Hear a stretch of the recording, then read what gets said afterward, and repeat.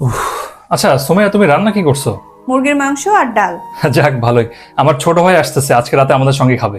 আচ্ছা ঠিক আছে, আমি খাবার গরম করতেছি। আচ্ছা আমি তাহলে ফ্রেশ হয়ে আসি। চলে আসছে মনে হয়। কি ভাইয়া কেমন আছিস? আছি আলহামদুলিল্লাহ, ভালো আছিস? এই তো আছি আয় আলহামদুলিল্লাহ। ভেতরে আয়। আরে আতিক, কেমন আছো? এই তো ভাবি আছি আলহামদুলিল্লাহ, তুমি কেমন আছো? আমি আলহামদুলিল্লাহ ভালো আছি। অনেকদিন পর আসলা যে? একটু ব্যস্ত ওই জন্যই।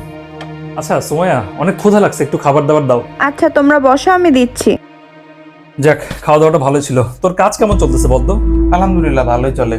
আচ্ছা ভাইয়া আজকে তো একটু কাজ আছে, একটু উঠতে হবে। আচ্ছা ঠিক আছে, আবার একদিন দেখা হবে। হ্যাঁ আজকের খাবারটা কিন্তু খুবই মজা হয়েছিল।